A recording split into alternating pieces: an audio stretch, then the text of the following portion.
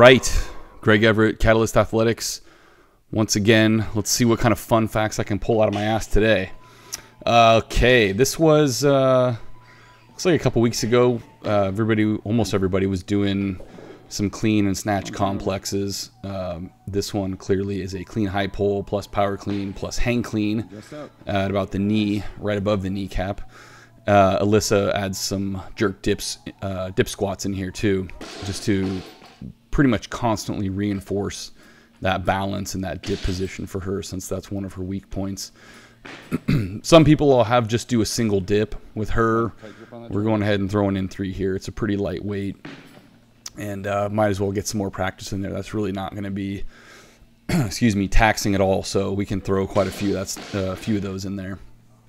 Audra here, I think she was doing some hang snatches from about mid-thigh. For her, this was kind of just a way to keep the weight a little bit lighter.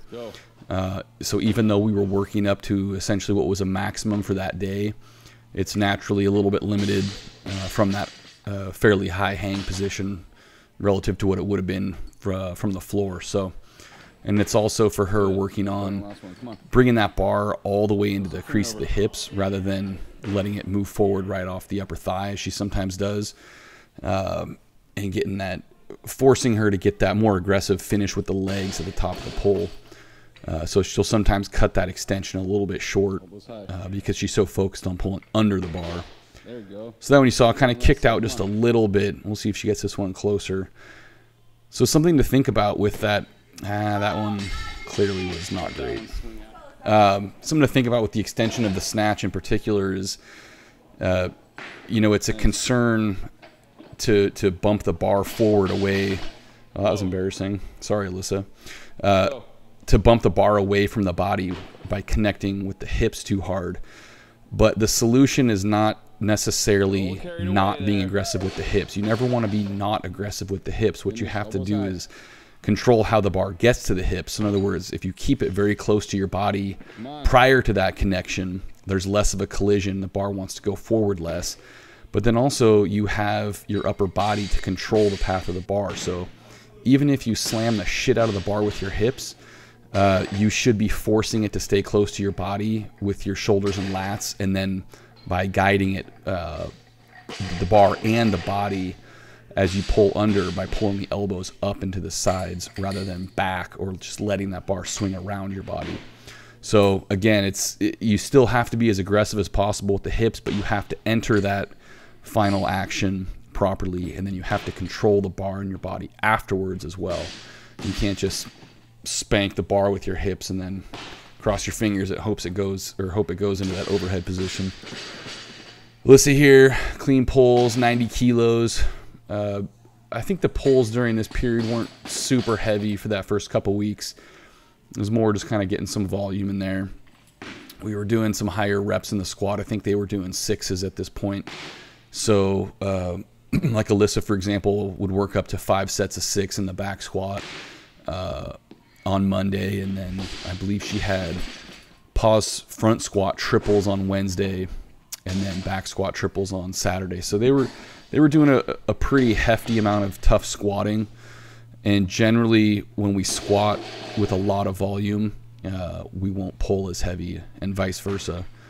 Audra here with some power cleans, which reminds me, one of the reasons I like doing that power clean plus hang clean complex is that it helps people learn how to turn the bar over more quickly and to meet the bar at the height they've lifted it to. In other words, a lot of people have the bad habit of pulling the shit out of the clean and then just falling into a squat indiscriminately. So they'll pull the bar to a certain level, and then all of a sudden they'll fall into the bottom of the squat, which puts their shoulders 6 inches below the bar.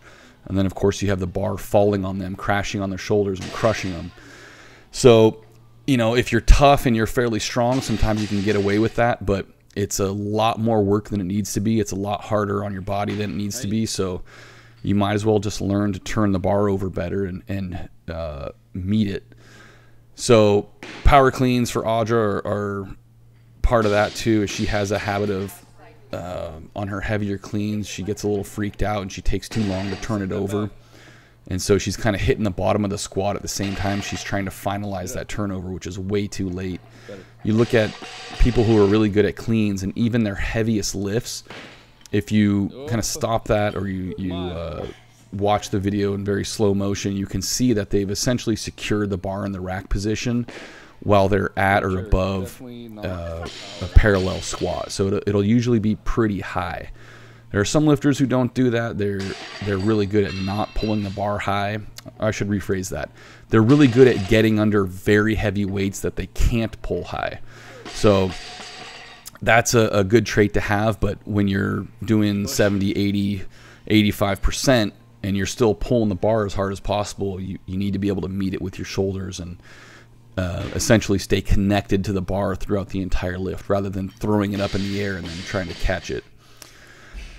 Let's see here. We got a halting clean deadlift, one of my favorites, especially early on in a training cycle. Really strengthen that posture and reinforce that position and that ability to stay over the bar long enough throughout the lift. And I think we're wrapping up on that rep right there. All right, guys. Sorry I'm all out of breath. Just ran in from training. Had to do this quickly. So please share this thing. Post comments. If you're not a dick about it, I'll respond to it. And if you are a dick, I'm going to ban you. All right. See ya.